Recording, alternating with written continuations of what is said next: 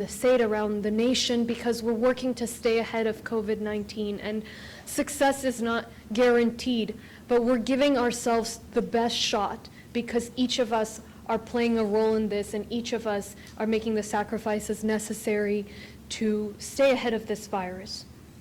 For this thing to work, it takes buy-in from everybody at home.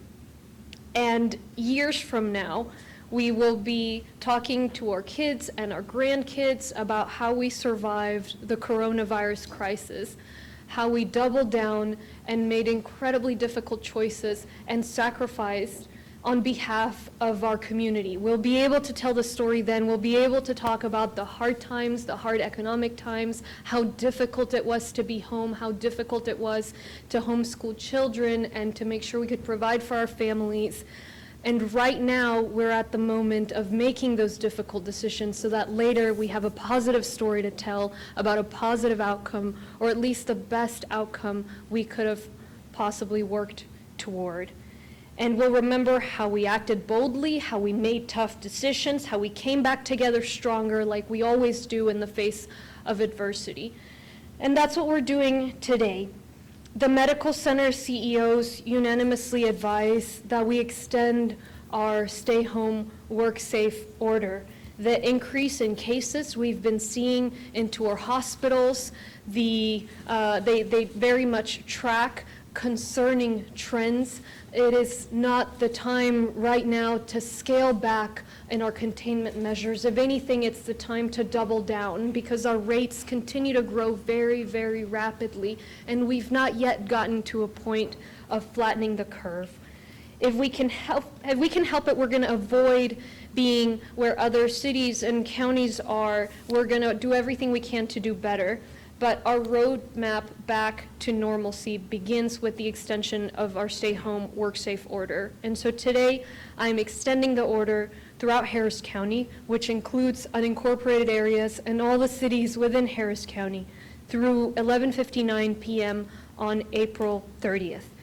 We'll revisit as time goes by. If the situation changes for the better, of course we will adjust. We want this to end sooner, but we're making decisions based on the data and on the healthcare advice. We've stayed ahead of COVID by respecting the advice from doctors, from experts, and we'll continue to do that. We will continue to act swiftly to try and flatten the curve.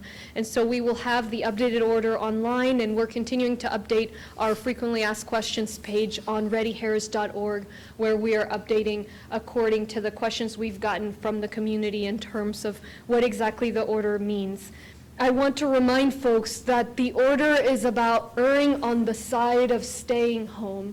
And so we continue to ask everyone to make that decision. If you're on the fence about whether you're essential or not, ask us. We're issuing waivers, we're relevant, but for the most part, our assessment is we need folks to stay away from one another in order to do better with this crisis.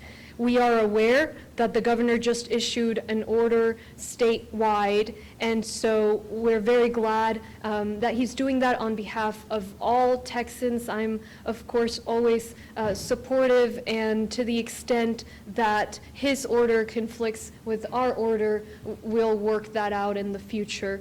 At this point, let me welcome Mayor Turner to speak. Then Dr. Boom and Klotman will speak, and I will conclude my remarks and then repeat everything in Spanish and finally open it up for questions. So Mayor Turner, thank you so much for your leadership. Thank you, Judge, and certainly appreciate your leadership, and always enjoy working with you and visiting with you, and I look forward to the time when we can be talking about something other than the coronavirus. Let me just say that from the outset that we're standing together in complete agreement on the extension of the stay home, work safe order, which is critically important, and it's important that we kind of align as much as possible. And I know the President has extended the social distancing order till April the 30th, and the Governor's now put forth his order that goes to April the 30th, and now Harris County, which Houston is certainly part, is extending this order now until April 30th as well. And the singular goal it's worth repeating again, and that is to blunt the progression of this virus, such that it does not overwhelm our healthcare delivery system. That's the goal, and if we continue to work in concert with one another, I believe that is a very achievable goal. Just this morning, for example, had a conference call with many of our elected officials on the federal and state level. And on that conference call, we had Dr. Peter Hotez from Baylor College of Medicine. And the question came up, when do we anticipate this virus peaking in the state of Texas? And the time period that he gave us this morning was that he anticipated the peak to occur sometime right around May the 2nd. But that's assuming that we continue to be aggressive, that we can continue to work together in practicing social distancing and minimizing our interaction with one another. So that's the goal. That's just one of the reasons why this order has been extended until April 30th, because we just can't assume that it's going to happen without all of us working together. Let me also say that we have already been doing the testing at the Butler Stadium. We are increasing the number of people that are coming to that site. It can go up to about 250 at that site, and more people are coming out. Tomorrow, we're going to be standing up the second site at Del Mar Stadium as well. So both sites, we will be doubling our capacity in the city of Houston for testing as of tomorrow. And we are hoping to increase the number of people that can be tested at these sites. Right now, the maximum number is 250 per testing site, but as of about 2 o'clock, 2:30 today, we had already, I've been told, reached that maximum testing capacity, and so hopefully we can increase that, because it's through testing that we'll get a better sense, a better feel as to the degree of community spread. I certainly want to appreciate our federal partners for providing an additional shipment of PPEs and other supplies that's enabling us to open up that second site. So tomorrow, just like today, testing will be available at both sites in the city of Houston, Butler, as well as Del Mar, and it's open to everyone who is experiencing symptoms. And so if you're having a dry cough or breathing problems, fever, regardless of your age, whether or not you're a first responder, healthcare provider, if you are experiencing symptoms, please go through and call 832-393-4220, and you can speak with a health nurse, be screened, and then be given the authorization code to proceed with the screening. I also want to acknowledge, and then in terms of the count in the city of Houston, and again, I always want to qualify these numbers, because we recognize whatever number we give you, there are more cases that are out there that we have yet to identify because of the lack of testing. But as of today, 68 more people were tested positively, which brings the number in the city of Houston to 377. 377 as of today in the city of Houston. But again, we fully expect that number to continue to go up, and we know that there are more cases out there. But the more people we're able to test, that means that we can also trace and then isolate where possible to prevent the spreading of this disease. And I'm sad to report, City of Houston now has its 4th death as well, person in their 70s, and then Dr. Peirce at some point can speak to that person. With respect to the number of employees, for example, who have tested positively for COVID-19, as of today, we have 8 firefighters who have tested positively, 12 Houston police officers, and 18 City of Houston municipal workers, and that then will cover all 23 of our departments. I do want to thank some people in our city, businesses and others, who have stepped up and really been supportive and provided supplies, and not just to the City of Houston, but I know to the county and others as well. So let me just give a thank you to Lowe's, to Home Depot, and also to the country of Qatar. All of these individuals have stepped up and provided N95 masks and other supplies for our employees and for others as well. So let me give a big thank you. And then in addition to that, like everyone, we're working on the private market to secure more N95, KN95 masks, surgical masks, gowns, and we made a purchase just on that just the other day.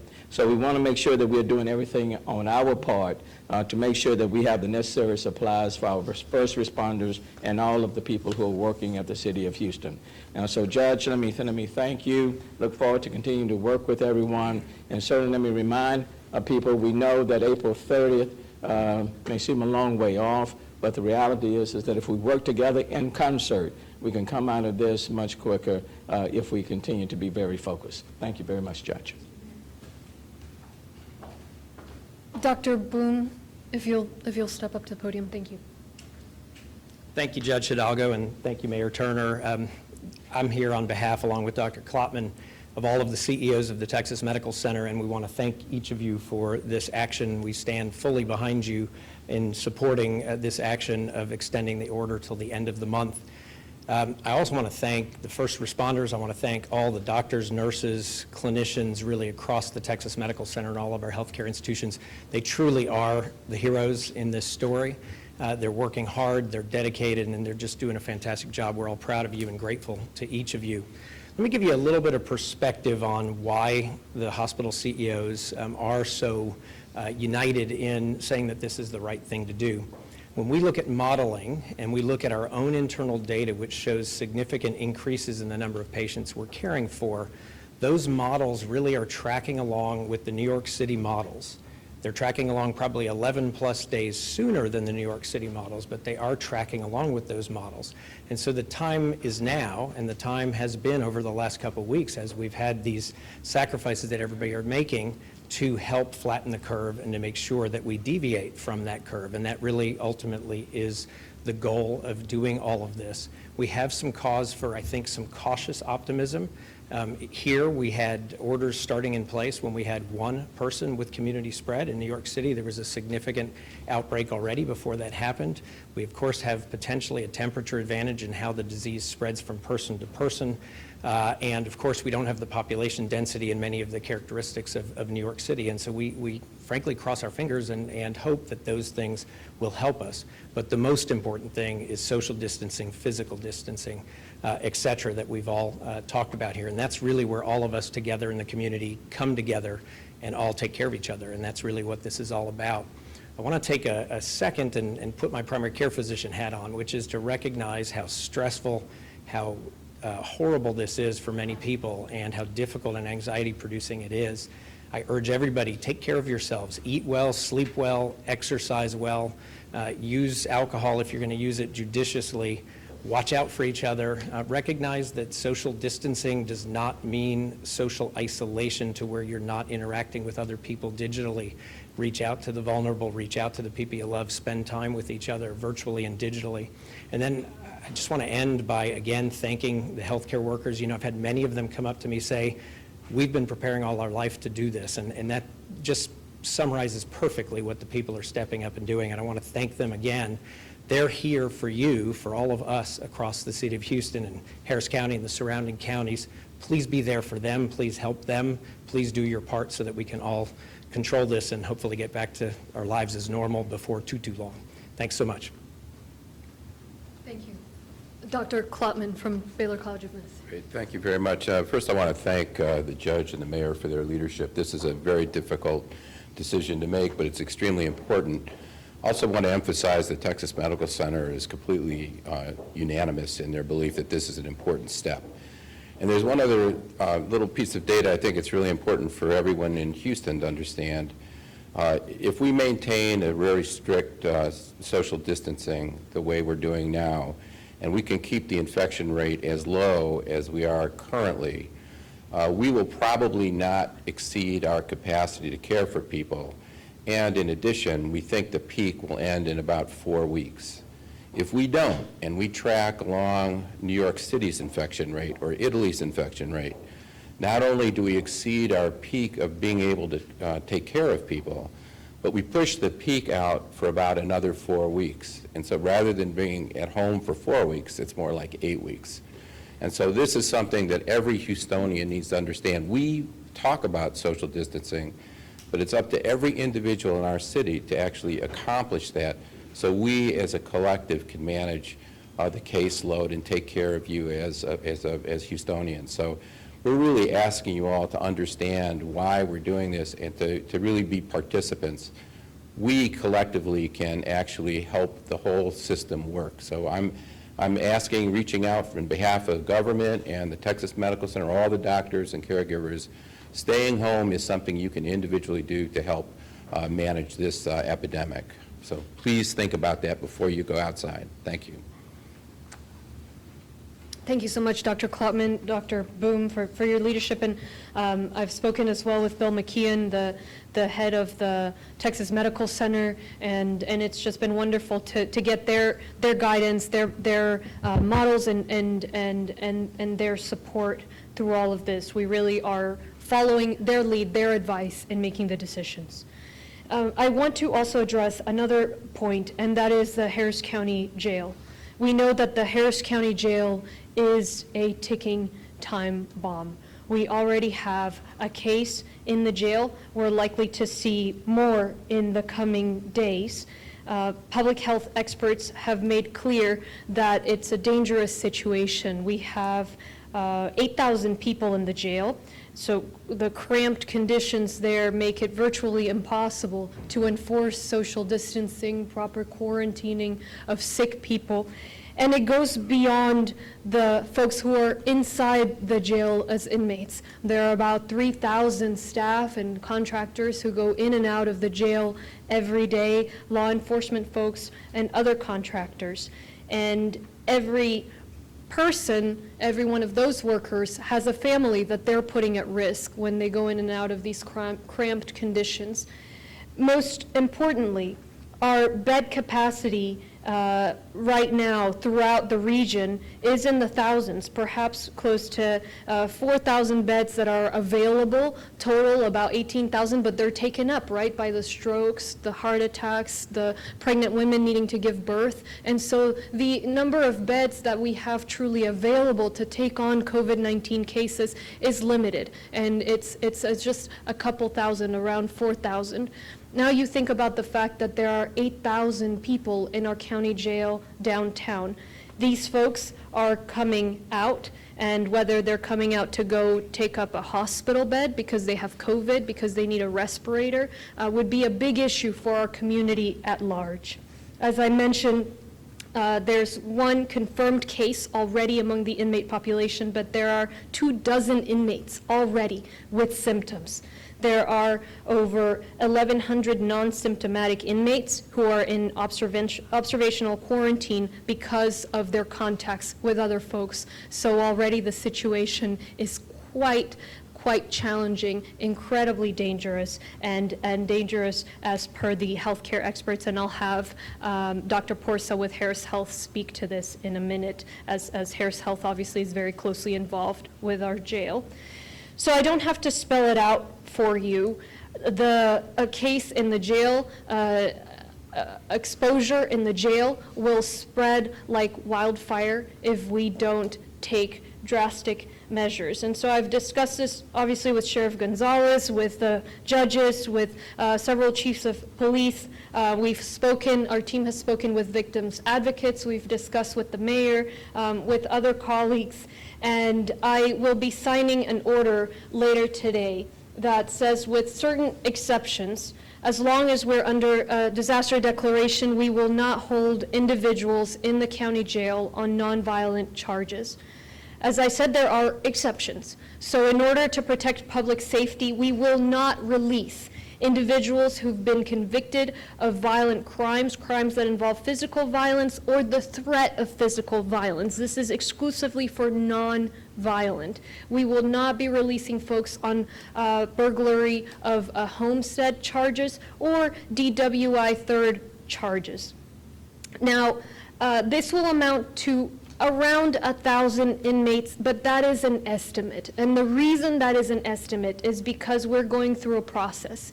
Each of the folks that fall under this category of nonviolent, no violent crime antecedents will go before the sheriff pretrial services and a group of criminal justice stakeholders who will review each person to ensure they don't have a violent history. They will review each person to ensure we're not releasing anybody into homelessness, that we're connecting them with services. They will work on conditions where relevant, ankle monitors, breathalyzers, etc., ensuring that they'll come back to court and that they'll be tracked. Of course, the goal is to move through the process efficiently, so we hope that this will take a few days, perhaps 3 to 4, and we'll see as we begin going along. I want to make a couple of key points here. First is that those being released are not being absolved of their alleged nonviolent crimes. Of course, everybody has not been convicted. These are folks who've been accused of crimes, but if found guilty, once they face the judge, if found guilty, those who are committed, who have been found guilty of those nonviolent crimes will still face justice, will still face time if necessary. Second key point is that the order is consistent with the governor's executive order that says no violent criminals should be released. And that's the point of this, is we are not releasing anybody with violent histories or violent criminal histories. A note for victims. Crime victims deserve to know we're working on their behalf too.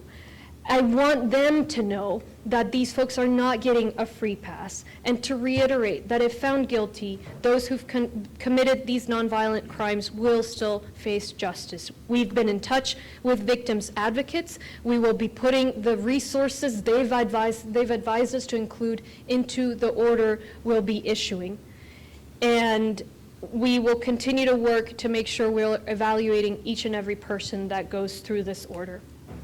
This is a discussion we've been having for a couple of weeks. As folks know, we've seen this issue coming. Alarms have been raised around the country. Alarms have been raised in the healthcare community. And so our felony judges have met already. They've been taking steps already, along with the sheriff and with the DA. So our numbers right now at the jail, that 8,000 number, is already lower than what we had, say, a week ago, a couple of weeks ago. The problem is, though, that we're still at a population of almost 8,000 people. And imagine 8,000 or even a percentage of those sick with coronavirus, needing hospital beds, needing ventilators and ICU space. Today, the downward trend actually stopped. And so today we have more people in the jail than we did yesterday. I don't feel that we can wait any longer to outline exactly who needs to be out, that is the nonviolent folks along with the carve-outs I mentioned, and get moving in a coordinated way with a very clear path as to who will be released, and that's why I'm issuing the order today. I'll conclude by saying this is obviously an unprecedented situation. All of this is an unprecedented situation, and I can tell you that the steps we're taking today are the best way to keep the community safe. Whether it's the bar and restaurant order, the stay-at-home, work-safe order, this order I am issuing later today on the jail, we've been leading by staying ahead. We are going to act and not react. The moment we're reacting, we're behind. And our North Star continues to be science, continues to be what public health experts tell us. The bottom line is the jail population is at risk of being the epicenter of a catastrophe, a catastrophic outbreak in our county, threatening not just inmates, not just the 3,000 folks who work in the jail, but the entire community who needs the bed space that is in limited supply. And so the recommendations have been to reduce the population. We're obviously looking at moving some inmates. We're working on that at top speed, but we've got to reduce the population as much as possible. There is no room for politics when it comes to this decision, and it's the only choice we have. If Dr. Porsa We'll make some comments as to the jail, then I'll repeat my remarks in Spanish, and then we will take questions. Thank you, Judge. Let me also start by saying thank you, Judge, Mayor, for your leadership, and also reiterate the fact that the TMC CEOs, including Dr. Klotman and Dr. Boom, who are in presence here, we fully support the decision that has been made about extending the social distancing for the entire month of April. As far as the Harris County Jail, jails, correctional facilities historically have been a situation in which infectious diseases have increased dramatically in the communities.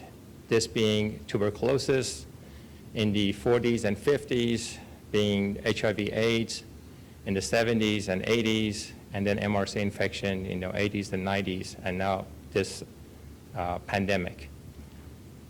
As Judge mentioned, 8,000 people in the Harris County Jail, as a point of reference, that's larger than 50% of the towns in the state of Texas.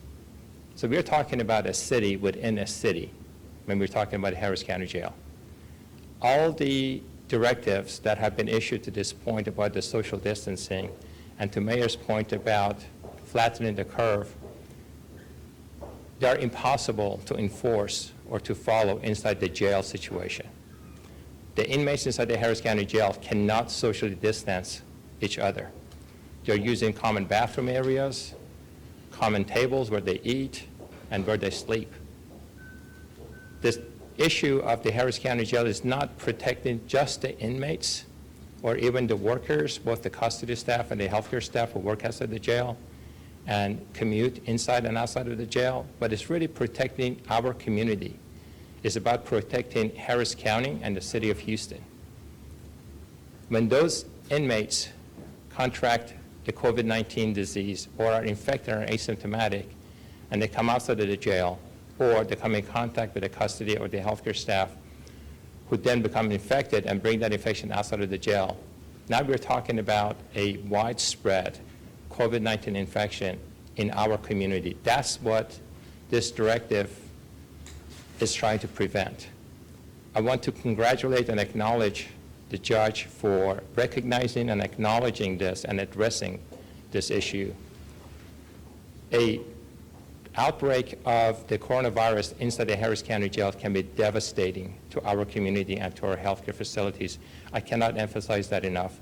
Even a small percentage of the Harris County Jail inmates coming down with the infection and requiring hospitalization, that by itself can actually overwhelm our hospital systems in this community.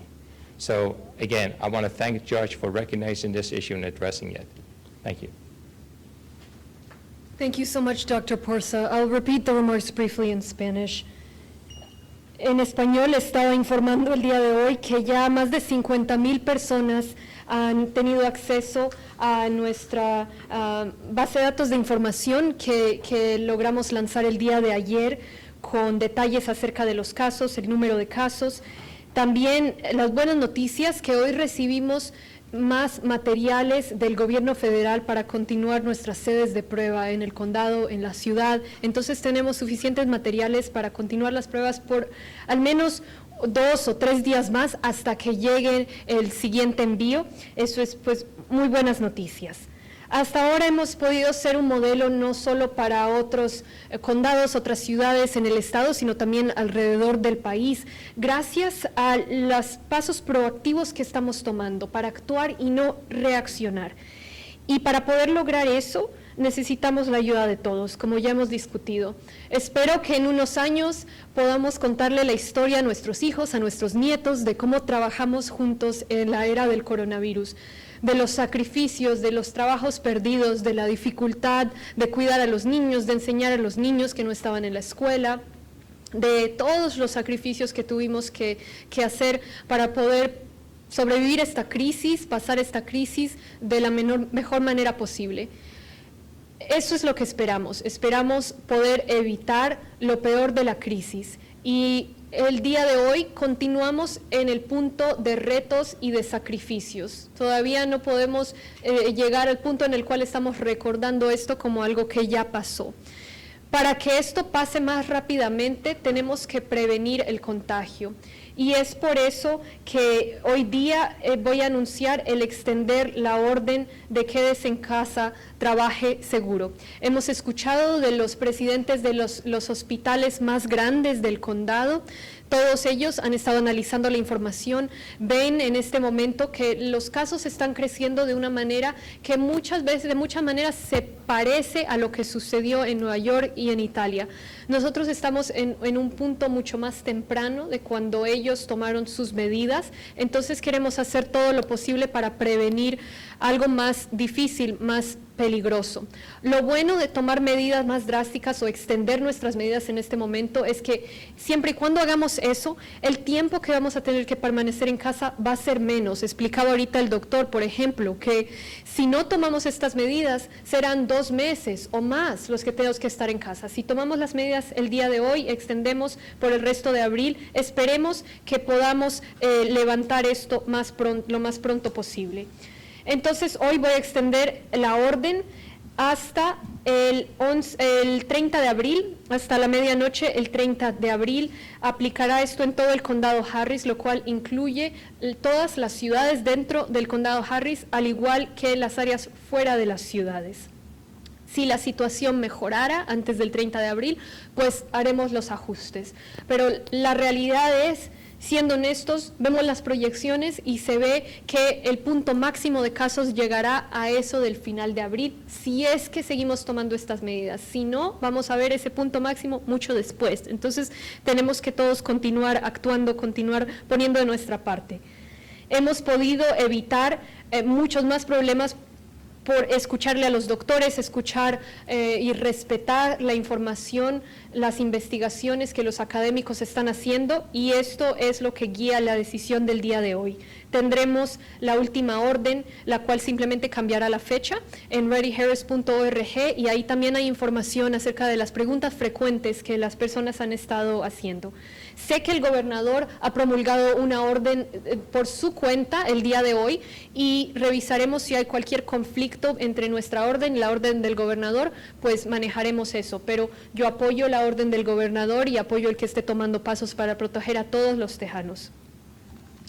Quería mencionar otro punto, y eso es acerca de la cárcel. La cárcel del condado es una situación increíblemente peligrosa. En todo el condado, a través de los hospitales, en esta región, vaya, fuera del condado Harris inclusive, combinando todas las camas de hospitales, tenemos por ahí unas 14,000. Ahora, todas, salvo unas 4,000, están ocupadas en este momento por ataques del corazón, mujeres embarazadas dando a luz, los temas médicos que se ven de día a día. Solo tenemos por ahí unas 4,000 camas disponibles para casos de coronavirus. A la vez, hay 8,000 presos en la cárcel del condado en este momento. Si se ven enfermos esos 8,000 presos, van a salir, y van a salir a los hospitales, salir a esas camas de hospitales que todos necesitamos. En la cárcel también trabajan 3,000 trabajadores, policías, médicos, quienes regresan a su familia día tras día. Entonces, tomar medidas en cuanto a la cárcel ayudará no solamente a que los presos no se enfermen, sino también a las familias de estos empleados y la comunidad en general, la cual necesita estas camas de hospital y no puede permitir que haya un crecimiento exponencial de casos en la cárcel. Ya tenemos ahora un caso positivo en la cárcel, hay 2 docenas de presos que están siendo evaluados ya que tienen síntomas, y hay más de 1,100 presos sin síntomas quienes están siendo observados porque han estado en contacto con aquellos que parece tienen el virus. Entonces ya estamos viendo contagio en la cárcel, puede que de hecho ya estemos muy tarde, es algo que hemos venido discutiendo, y por eso, pues después de hablar con el alguacil, con los jueces, con ciertos jefes de policía, con personas que abogan por los derechos de las víctimas en el condado, hemos concluido que, salvo ciertas excepciones, empezando el día de hoy y hasta donde exista la declaración de desastre, no vamos a tener personas en la cárcel bajo cargos no violentos, con ciertas excepciones. Como menciono, hay excepciones para asegurar la protección del público, la seguridad.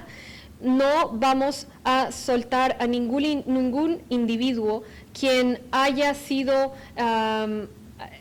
quien haya cometido un crimen de violencia física, tampoco situación de robo a una casa, ni menos conducir bajo la influencia a nivel por tercera vez. Entonces no se va a permitir el soltar ninguno de esos presos.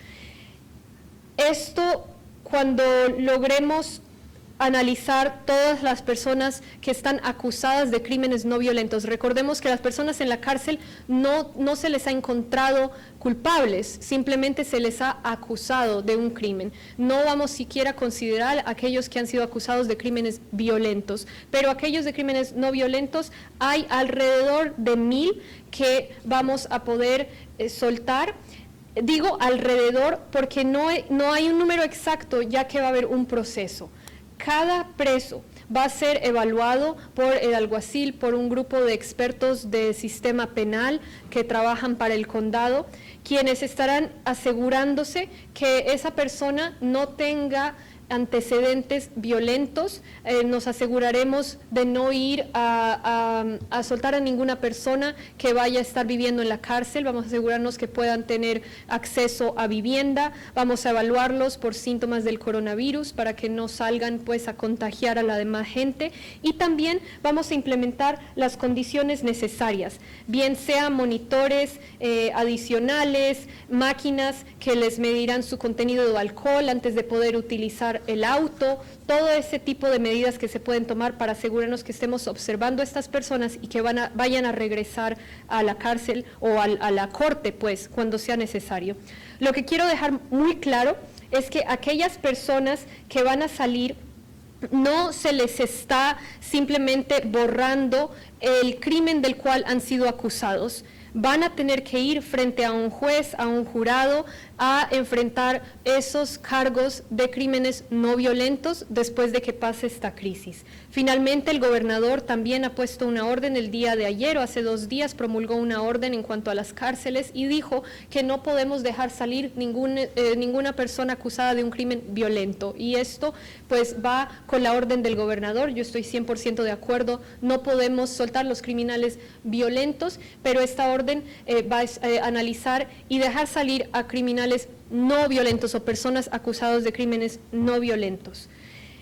En cuanto a las víctimas deben saber que estamos trabajando también por ustedes. Como he dicho, no se les da un pase libre a estas personas. Igual van a enfrentar su caso, igual van a tener que ir y enfrentar la justicia. Es simplemente que en este momento no los podemos ni los debemos tener en la cárcel si son acusados de crímenes no violentos, y eso es por bienestar de toda la comunidad. Hemos estado en contacto con las personas que abogan por las víctimas y nos han dado muchos recursos. Esos recursos estarán disponibles también en la orden que vamos a promulgar más tarde para que todos tengamos acceso a esos recursos.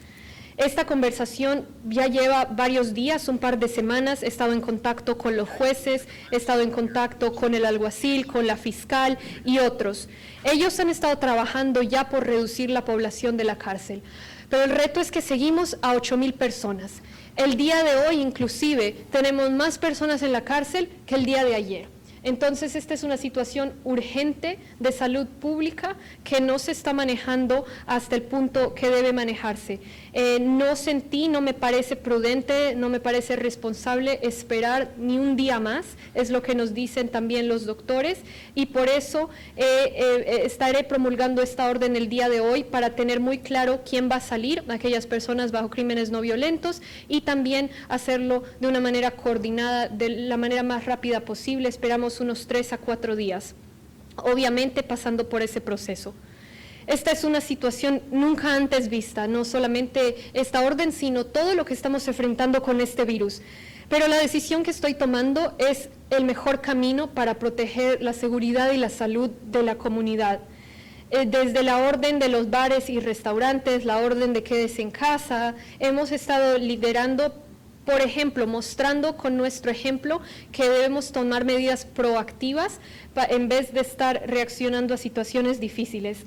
Nuestro norte, nuestra guía en esta decisión, como todas las otras, ha sido la ciencia, ha sido los médicos, y a nivel nacional se está diciendo que las cárceles son los epicentros de crisis si no manejamos ese tema. Aquí habló hace un momento el doctor Porza, quien es el director del sistema de salud del condado Harris. Él ha explicado, la cárcel es más grande que la mitad de las ciudades en este estado de Texas. Entonces tenemos una pequeña ciudad ahí donde no hay distanciamiento social, y como explicó él, en todos los contagios en la historia, siempre las cárceles han sido una fuente de gran crisis y gran problema. Entonces, este es la única opción que tenemos. Estamos obviamente evaluando opciones de transferir ciertos presos a otras cárceles. Eso se está haciendo lo más rápido posible, pero igual tenemos que hacer todo. Tenemos que reducir a esa población lo más posible. Entonces, con eso concluyo mis comentarios y ahorita vamos a responder a las preguntas. That's it for my comment. We're available to take questions, and Dr. Peirce, Dr. Shah are here as well to respond to questions. Great. Thank you, Judge. Can either Judge and the Mayor talk about the fact that the governor just issued a order of some kind? He did not call it stay home, but for all intents and purposes, it looks very similar to what Harris County issued, except for the part specifically about churches. I believe churches were exempted from his order, and that does it supersede the Harris County order, which said online church only? We just got the news, as everyone else, about the governor's order, and so to the extent that there are conflicts, we'll work those out in the coming hours and days if necessary. Of course, supportive of his order, but I'm afraid I haven't read it personally directly, and I don't know how it tracks with our language. So we'll be addressing that as our lawyers sit down to analyze and work out with the state, where exactly there may be any conflicts. And as you know, our order was crafted and all our decisions based on the best advice, and all of our guiding light has been trying to minimize the potential for contact, for close contact, trying to minimize the opportunities for the virus to spread per healthcare experts' advice. Mayor, I don't know if you had anything to add to that, but also a question from KRV specifically about what your thoughts about evictions. I know even though the Supreme Court and local JPs have said they would not evict, that there's still a lot of people getting letters, getting knocks on the door saying, hey, pay up, especially in communities of color and immigrant communities. And that is very true. The question relates to evictions, and tomorrow being the first of the month, and people are very, very nervous. Just before coming here at the community pop-off session, we had a person that came and spoke to the members of City Council, a renter, concerned about his status, and also speaking on behalf of other renters, for example, across our region. It's my hope that people will honor. I know the county judge has put in an order as it relates to evictions and saying no to evictions, even on the federal level in the bill, as it relates to all housing, related federal type housing that receive federal assistance, Fannie Mae, you name it, that they have said no to evictions. And the hope is that landlords and apartment owners will also work with people who are renting. The reality is that we're all in this together, and these are hard times. The renters didn't choose for this virus to be showing up at this point in time. So it's going to take all of us working together, and I'm hoping that the apartment owners and the tenants will be getting together. Councilmember, I want to give him credit, Councilmember Edward Pollack came up with an excellent idea. When people are paying their first and last month's rent, for the apartment owners, for example, to go ahead on and utilize that last month rent for this particular month, to at least give them another month. And then where there are any additional deposits that are having to be made, that they will also utilize that as well. So I know, for example, for the city, we're not turning off any people's water. We're not disconnecting, and that's whether you're an apartment owner or a person who's renting. We're not doing that. And then we're hoping that the retail electric providers will also not be disconnecting people on their electricity bill, but would work out plans for them as well. And then lastly, let me just piggyback on respect to the faith-based community. You know, I know I've been talking with members, a large number of the faith-based community, almost every week for the last 2 to 3 weeks. And the judge and I are scheduled to be with them again on the line, for example, on Thursday. And I will say the overwhelming percentage in the faith-based community are now doing online streaming services. They are being very, doing their part to adhere to social distancing. And I will tell you, in order for us to blunt the progression of this virus, it's going to take all of us working together. There are some churches, for example, that have their members calling other members and asking, how can we be of help to you, on the phone or online. They're doing those type of things. We have members in many of these churches and that are making masks and providing other type of supplies, working, helping out the seniors. So the church and our, as it relates to the faith-based institutions, it's not just the walls. You know, the church goes beyond the walls. And quite frankly, it's a living organism that's not contained by the walls. So I believe that the faith-based community is being very supportive. I want to thank them for stepping up and for adhering to the principle of social distancing. And let me, Maya, I'll just comment on the evictions question briefly, and I do want to echo the mayor's gratitude to the faith community. I have seen that as well. On the note, on the point of evictions, the justices of the peace in Harris County said they would not be pursuing eviction cases through the month of March. Then the state issued guidance not to pursue evictions through to process evictions at the judge level through April 16th. And I have said, and I will reiterate, that I'm ready to issue an order extending that even beyond mid-April were it to be necessary. And so right now, obviously, folks could still be evicted and that will be processed if it's something like domestic violence, something of that sort. But folks who cannot afford to pay rent because of coronavirus crisis, the judges will not be processing those cases. Rent will still be due at some point in the future. And we are all looking, we're grateful for the federal package. We're looking at the county, anything we can do to provide renters assistance. We're exploring everything we can do. And right now, the best has been that leadership of the justices of the peace, the state, and also, as I said, I'm ready to extend if it were to become necessary. From KHOU, there's some interest in talking about the supply of testing. I understand you guys just said you got a new supply. The county has 2 locations. And Mayor, you can address the Del Mar, the standing up the second location, and whether the county and the city, how long your current supply of PPEs and other things may last. The county we received our supply this morning, so we still have to go through all the inventory, and that's why I can't give an exact number of days. But from our first blush, we think at least 2 to 3 days that we can maintain the testing. Now, this is a chance to remind folks, we want to keep testing. We are running at full capacity, over 4,000 tests since we opened last Monday, just in the 2 county sites. But again, folks have to remember that the test is not a treatment, it's not a cure. If anyone's feeling sick, even if you don't have a diagnosis, you should assume you have the virus and stay away from other people. Certainly, if you feel sick and you're as part of an essential business, you shouldn't be going to work. We'll continue to do as much testing as we can. It's not as much as we would like for the size of our region. We're limited by the access to supplies.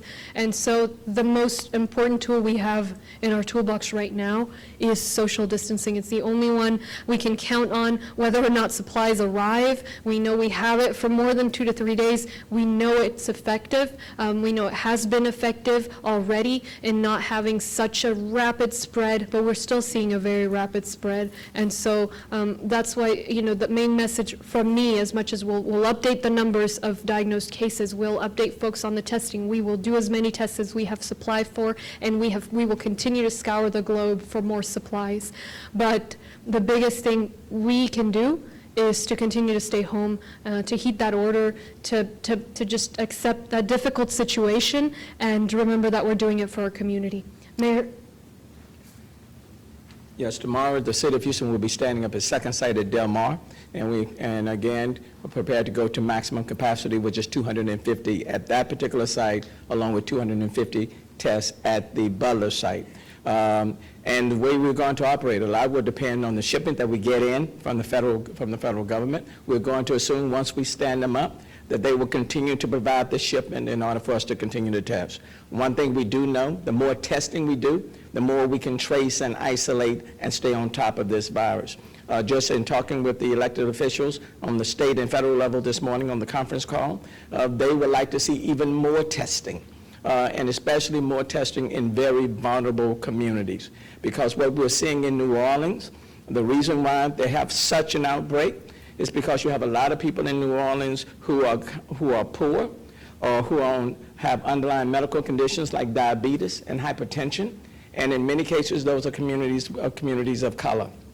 And so it is imperative, for example, and would be helpful for us to be able to do even more testing in these particular communities and neighborhoods in our respective, in the city.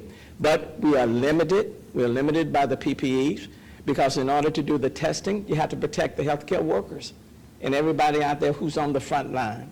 And so you can't just go and say, we're going to do testing if we don't have all of the equipment, the gowns, the gloves, the goggles, the masks that are needed for that to occur.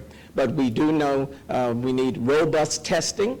That will help us to stay on top of it. But tomorrow in the City of Houston, we'll have 2 sites up and running, which will double our capacity from Do they today. still have to pre-screen, like call ahead, or? They still have to do the calling at 832-393-4220. I know the county has an online, go online, harris.org. ReadyHarris.org. ReadyHarris.org, and they can do that. And again, the testing now goes to anyone with symptoms, regardless of their age, whether or not they're a healthcare provider, first responder. If you have symptoms, dry cough, tightness of the chest area, fever, then you would be eligible. Mayor, from KPRC, they would like to know about the old Bel Air Hospital. I guess the landlords there were not welcome for wanting the city to be considered for overflow at the city of 77 beds. Were you aware of that? It appears like, I guess they reported that the old Bel Air Hospital and the landlord didn't want to enter into a lease with a local medical group for 77 beds. Are you aware of that issue? And then also, what's the latest? Another media station would like to know more, KHOU would like to know more about Kendrick Hospital, the one you did visit. Can you address those 2 overflow locations? Well, certainly we are out there looking at potential overflow sites in case it is needed by our hospitals for them to expand. We would work directly in collaboration. Dr. Purse on city side is the city health director, and we're working directly with our hospital system. Let's say we assume the worst. We assume the worst, but we want to be prepared for the worst. So we are looking at what additional sites may be available that can be set up instantly. I did tour the facility, the old Kendrick Hospital in the Heights area on Sunday. In that particular space, there were 68 beds that were available. 21 of them were ICU, with capacity to even put more beds if needed, and it's ready to be stood up right now. But again, we're just kind of surveying to see what resources, what facilities are available in case they will be needed, and then working very closely, for example, with our hospitals to take it from there. But I do think it's important, even on the front end, even while our numbers are modest, to put together an inventory of all assets that are available that can be put into use at a moment's notice. Is there somebody in the medical community that can talk to us about how many beds total there are in the TMC and how many?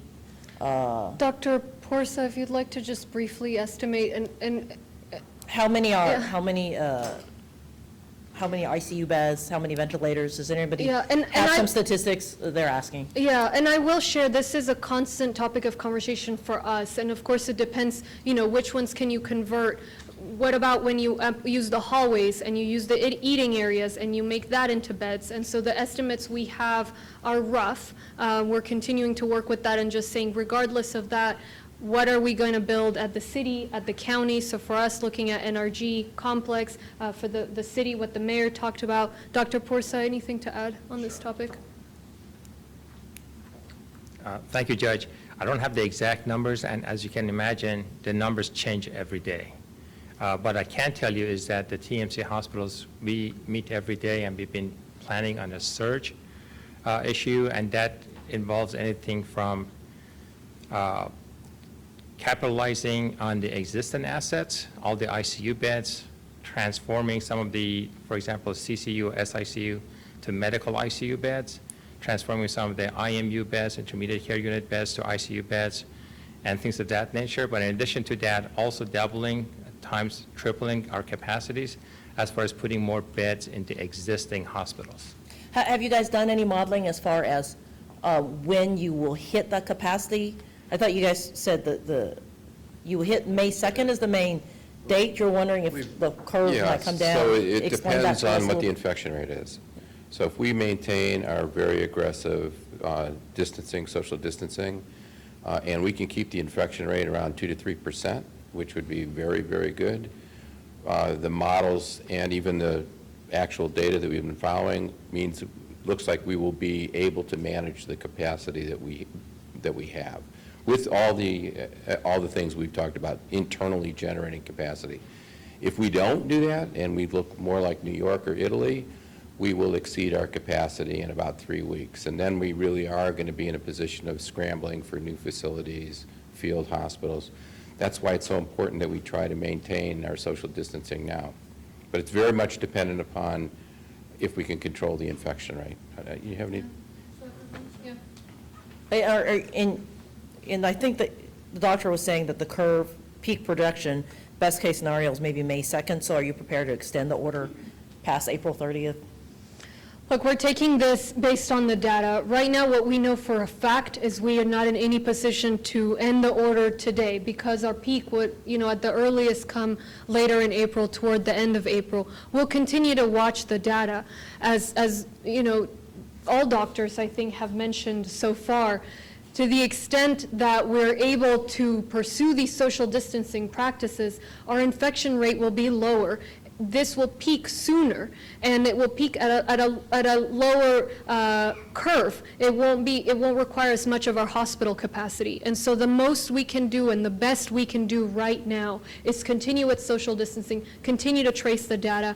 If we don't follow the order, if we decide to go and spend time in groups and be in close contact with other people and thereby increase the rate of contagion even more, yes, and they mentioned it, then we would see this continue for much longer. If it was going to take a month, it'll take 2 months, and so on. And that's why whether you look at it because you want this to be over with as soon as possible, or whether you look at it because we want to make sure our hospital system, our healthcare system, and thereby our community is not overwhelmed by this, we need to take these social distancing steps. We need to stay home and heed the order.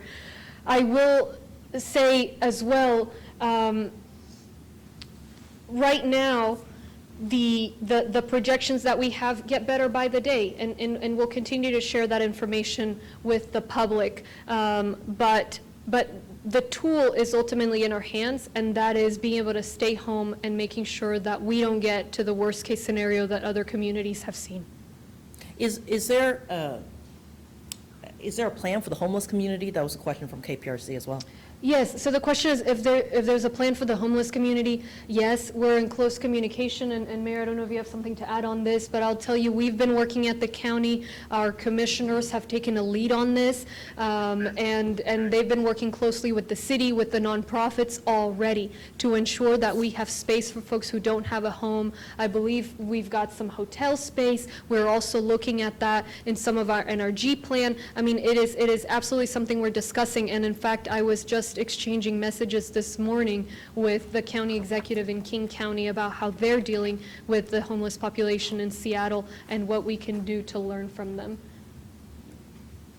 And I am pleased to say that the city and county are coordinating our efforts as it relates to the homeless, providing, leasing even hotel space for them, the county agreeing to provide, for example, the ancillary services, food and other things that would be needed. So we are both coordinating our effort on how to address the homeless population. In addition to that, we're also working with our faith-based community. Many of our churches, for example, most of them are online. So even in a conversation with for example, Pastor Rudy Rasmus, who's offered, for example, his facility as additional space in order to thin out the homeless population in our shelters, because there's not much room in our shelters for them to engage in social distancing. And so the plan is to thin out that population so that they can even engage in social distancing there, and then working with our faith-based community that will be able to house some of the homeless community. With respect to those on the street, we want to be able to provide personal protection equipment, certain things for the volunteers who are out there attending to the needs of those on the street. We're providing sanitizers to our homeless population and also to those volunteers. And one of our greatest challenges now is that even many of the food kitchens, you could say, some of them have closed for the moment because of their concerns, and so we want to provide them with the necessary items that they need to enhance their protection so that we can continue to serve and meet the needs of those on the homeless When do you think population. some of that will happen? That's the ordinance, for example, for leasing the hotels. That's on City Council tomorrow. I believe the county has already voted on their portion, and so this is a very collaborative effort between the city and the county. And I want to thank the judge and the county commissioners for working very closely with us. And Mayor, just one more thing from you is earlier this morning during the Finance Committee meeting, the controller laid out sort of what we all know, which is, tax between the oil and coronavirus, sales tax and everything, just taking a nosedive. What are you looking at? Painful cuts to either city services or staff, and if not now, do you anticipate doing that soon? Financially, we all know we are going to, the revenue coming into, for example, to the city is going to be down. I mean, that's a given. We work on the budget year-round, and we anticipate even the worst scenarios. This one is even worse than anyone had imagined. And that's why it's so important for us to be very aggressive at blunting the progression of this virus so that we can get back to a normal way of living as quickly as possible, get our businesses up and running as quickly as possible. And that's why I would say to you, I know it is painful for a lot of people who are hearing that the order has been extended till April the 30th. I know it is. I know it's painful. But what I would also say, that if we don't work together in a very meaningful way to slow the progression of this virus, then the period of time in which we're going to be dealing with this will be far longer. So for the city, in terms of its revenues and how we'll balance the budget, it's going to be tough. There's no question about that. But, I guess an analogy I would use, my mom reared 9 kids as a maid on very little. You just find a way to make it work. And in this city, we just find a way to make it work. The same thing applies for the county. We're going to find a way to make it work. And we'll get there if we work together and recognize that it's shared sacrifice on the part of everyone and not just on the part of a few. Everyone has a role to play in this game, and our role is to engage in social distancing and to do everything we can on our part to blunt it. Hospitals are going to do their part to take care of people who come into their systems, and then if we work together, shared sacrifice will come out of this much sooner. Well, I think the Chronicle wanted to know from Dr. Shaw and maybe Dr. Peirce if they've seen anything since we've stayed at home for a week and a half, if they've seen any data that might correlate to it being better for us. anything Yeah, like that? Have you Dr. guys Shah, looked at and I it? imagine, Dr. Boom, I know you guys have been discussing. So Have you maybe guys we done can any invite modeling? you. Have you seen any, like, positive benefits for at least some people trying to stay home? Yeah, thank you for that question. So Dr. Umair Shah, the Executive Director of Harris County Public Health, the Health Authority for Harris County, and Dr. Purse and I constantly having these kinds of conversations and discussions along with our healthcare community. I also want to thank everybody for the incredible support that we've had from our healthcare partners and TMC in particular with our institutions. And what I really want to say is that, we've talked about the fact that as we make decisions that you start to actually see some change a few weeks later. You don't see it right away. So unfortunately, that takes time. There are a lot of factors that go into this mix. We've had constraints on testing, not had as much testing that's been available. Obviously, testing has now increased, which also then further complicates the numbers because you start to see an increase in numbers. You don't know if it's because it's increase in testing or because it's an additional nod towards increased transmission, community transmission that's happening throughout our community or our region. And so it's hard to know right now. I think the key thing that we're trying to tell people is, look, we're doing everything we can. We're watching all of the different metrics that we have. We're working with our healthcare partners. We're looking at cases. We're obviously concerned about individuals who are being diagnosed. We're also concerned about individuals who are getting sick or in more critical condition in the hospital. And we have to just continue to emphasize that we want to be emotionally together while physically apart. And I think that is really a key message for us. Right now, it's too early to tell, but we are working with our partners to make sure that we continue to stay on top of this. And Dr. Persh, you may have some additional comments. Thank you, Dr. Shaw. So what I would say with that question is, number one, as Dr. Shaw pointed out, it's too early. Traditionally in public health, when you do a community intervention during an epidemic, it takes about 2 weeks before you see the impact of that. And so we're at the point now. But what I would focus on is not what we're seeing, it's what we're not seeing. So the numbers do continue to rise. We do believe, as the mayor pointed out, that there is spread going on within the community. But what you're not seeing is you're not seeing the numbers skyrocketing like happened in New York. And what you're not hearing from our friends in the hospitals is that they are already busting at the seams. So one of the things that the mayor had said early on is that when this is all over, if we're criticized that we got too aggressive and it didn't turn out to be so bad, that is exactly the situation we hope to be in. So I wouldn't focus on what we're seeing, is what we are not yet seeing. And if we all continue to do our job, as has been mentioned up here, then as Dr. Klopman pointed out, then our healthcare system, if we all continue, do not stop. This is not the time to stop, just because we're not seeing the skyrocketing. If we all continue, we should be able to remain within the means of our current healthcare system. Thank you. And I do want to add a note, because that's the question I ask myself every day, right, as we assess what data we have coming in. And so, we see our testing rate. We even saw, for example, the maps that were being put together in terms of how much people are commuting, and what does that mean? And I think in many ways, the best information we have comes from our hospitals and our hospital leaders, because they're going to see people being sick. If someone is sick and needs the hospital, they're going to go to the hospital, regardless of if they've been tested positive or not. And so that's why it's so important to have these CEOs here and the group of CEOs sharing their analysis and what they're seeing, which is they continue to see a too rapid growth rate for us to say, okay, we're fine. Now, that means we may see a lag in terms of the positive results of the social distancing. It may also be that if we hadn't done that, the rate would have been increasing even more than we're seeing it right now. And so I do want to make a point. That's really why we include these CEOs here, is because as the best data we have really comes from them. And so I want to give a chance. I don't know if either of our Dr. Boom or Dr. Klopman have anything to add on this. I know y'all have been studying this in your hospitals.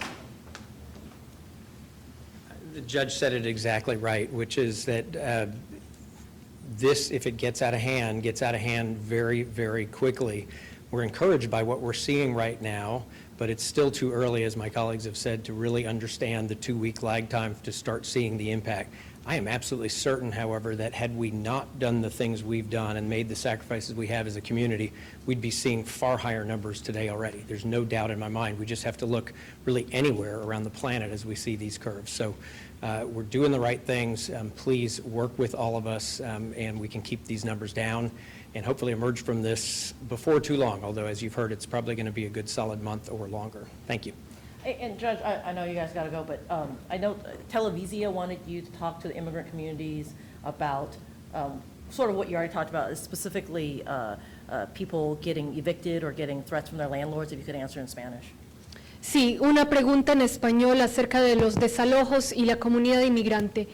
Hace unas semanas los jueces de paz decidieron que no iban a escuchar ningún caso de desalojos. Entonces, aunque reciba una carta, esa orden no va a ir frente de un juez, al menos ellos dijeron hasta el 30 de marzo. Después los jueces estatales dijeron que hasta el 16 de abril. Y yo les digo y he dicho que estoy preparada a extender eso si los jueces no lo extienden. Entonces, por el tiempo que sea necesario, por mientras continúe esta crisis, no van a estar procesando los jueces las órdenes de desalojo y si hay desalojo por causa de violencia doméstica, eso sí habrá que procesarlo. Pero si es que no puede pagar por esto del coronavirus, entonces no se preocupe. Ahora, cuando ya pase esta crisis, sí va a tener que pagar la renta en ese momento.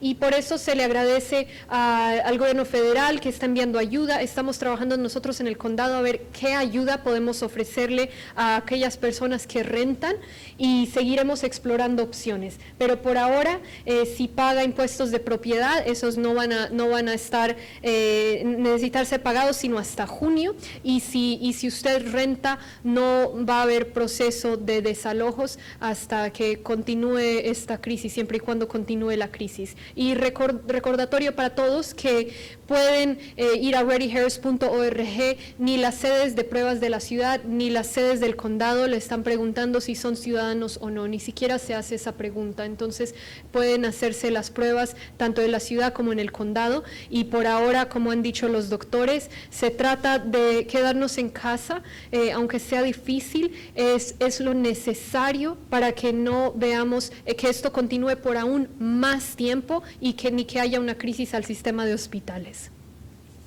Thank you. Yeah. Do you mind in repeating that for the deaf interpreters? Sure. Thank you. Yeah. Just for the hearing. Sure.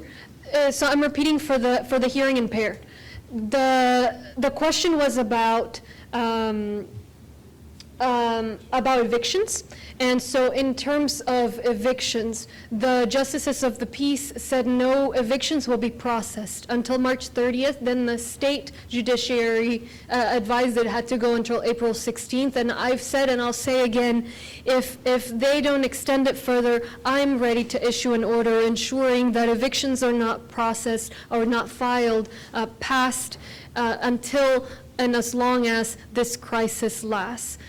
So if you're being evicted because of domestic violence, something related to violence, that will be processed. But if it's because you can't afford to pay because of the coronavirus crisis, not to worry. Now, rent will still be due. Once the crisis is over, it will still be due. We're grateful for the federal support at the county. We're reviewing what kind of rental assistance we can offer. And our tax assessor collector has also made the decision that property taxes, delinquent property taxes, will not be due until June. And those also will be due eventually, but not until June. So we're all doing everything we can to try and mitigate the impacts, and I want to make sure that the situation on evictions is clear. Thank you so much. Thank you. Yeah, thank you. Thank you, Mayor. Give me the elbow. Thank you. Thanks, Mark. Thank you.